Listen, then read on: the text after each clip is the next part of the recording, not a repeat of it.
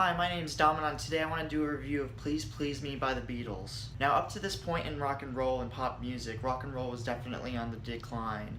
It was a fairly new genre in hindsight, but it had only started in the early 50s, but unfortunately by this time, Buddy Holly had died in a horrible plane crash, Little Richard had quit it and went to gospel, Elvis Presley was in the army, Carl Perkins was in a horrible car accident, so he wasn't active. Overall, nobody really original was making rock and roll music. All of it were redos by cheap pop groups that record companies were just putting together just to make quick money. So real attention was actually going to soul music when people like Sam Cooke and Jackie Wilson were becoming more so popular, and James Brown later on too. But all of a sudden this album came out and it really brought rock and roll back to the forefront, so that's why this one's important. Now, the Beatles were made up of John Lennon on guitar, George Harrison on guitar, Paul McCartney on bass guitar, and Ringo Starr on the drums. All of them have vocal roles in this album,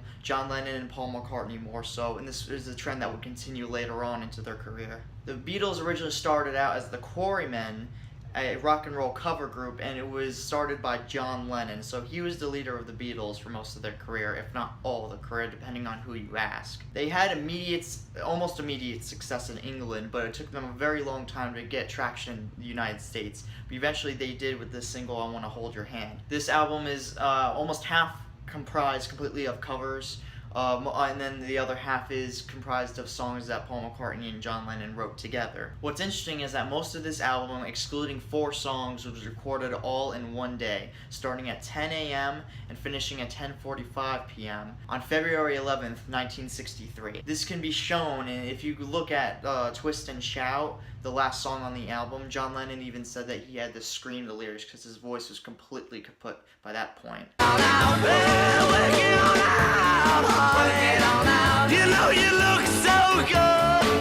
Now, overall, George Martin, I think, is has the best showing on this album with his production style. I have to be honest, the writing on this album I would not consider very good. The songs are very crowd pleasers. They wanted teenage girls to come into the seats. If you listen to a lot of the lyrics, like on Ask Me Why, I love you, 'cause you tell me things I want to know.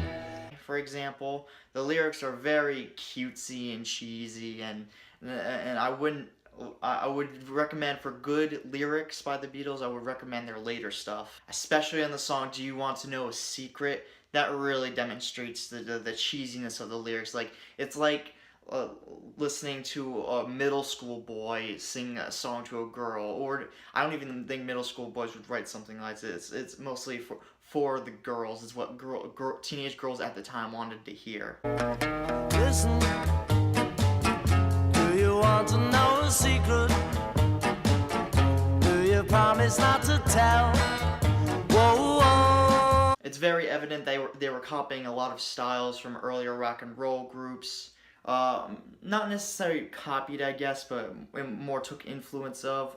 If you listen to the Buddy Holly and the Crickets, this is very evident on their album that they took a lot of influence. A lot of the harmonies and the melodies sound very similar, and the production style is very much the same. They took a lot of influence from Elvis Presley and Little Richard as well. As also, I think the one that was the best influence they took was Bob Dylan, in that John Lennon added a harmonica into a lot of their songs, which was very good. George Harrison has some good guitar solos on this album. Paul McCartney and both John Lennon both have some good vocal styles, especially with John Lennon's shouting on Twist and Shout. And Paul McCartney has a good vocal rendition of A Taste of Honey that's very, very well done.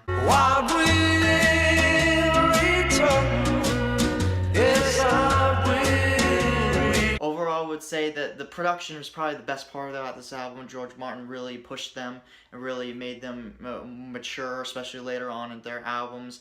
Although, like I said, it's very cheesy and cutesy in the lyrics, and a lot of the melodies and the overall sound is very, very poppy. So if you're not into that sort of thing, then I would say skip over this one. The Beatles have a lot of better albums later on, although this album was important historically in bringing back rock and roll into the forefront, and also bringing the British invasion on. Most British artists wouldn't have been able to have the chance they had, like the Rolling Stones and later on Cream and Jimi Hendrix Experience, if you consider them a British invasion band. So it's pretty good, not nearly as good as their later stuff, but if you're a huge fan of the Beatles, give it a listen, you'll probably enjoy it. But overall, it's decent. Not one of my favorites, but it's pretty good. Thanks for watching. If you like this, please comment, like, and subscribe if you want to see videos similar to this one. Thank you.